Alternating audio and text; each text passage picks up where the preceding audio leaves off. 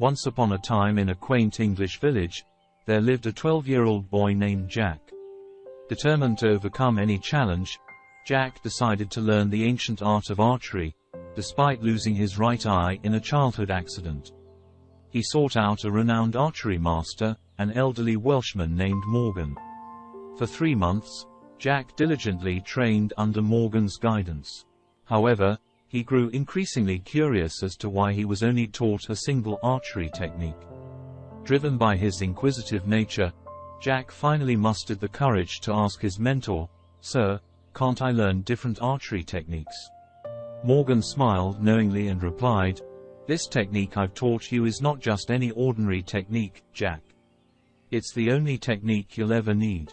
Though Jack didn't completely understand Morgan's cryptic response, he trusted his mentor's wisdom and continued his training. Months later, Morgan brought Jack to an archery tournament held in the neighboring town. Jack was both nervous and excited to showcase his skills. In the preliminary rounds, he easily surpassed his opponents, his arrow finding its mark with unmatched precision.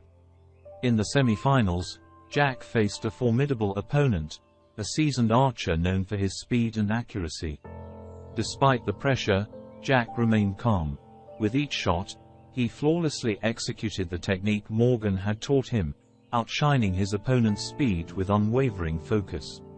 Jack secured victory, advancing to the final round.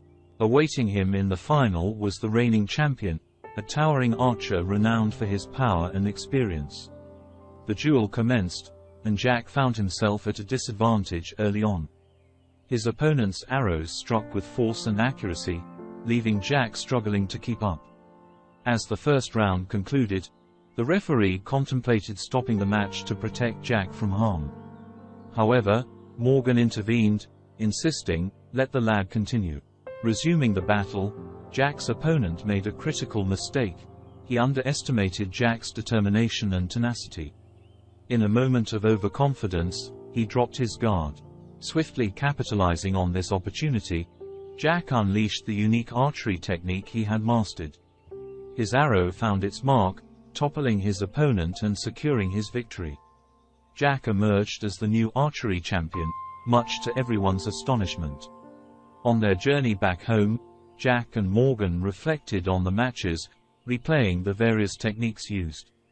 It was then that Jack summoned the courage to express the lingering question that had plagued his mind, "Sir, how could I become champion with just one technique?" Morgan smiled, his eyes twinkling with pride. "You triumphed for 2 reasons, Jack. Firstly, you perfected the technique I taught you to an extraordinary level.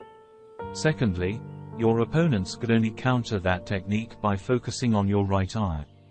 Jack realized that his perceived weakness had become his greatest strength. Inspired by this realization, he confidently proclaimed, "In life, we can transform our limitations into assets.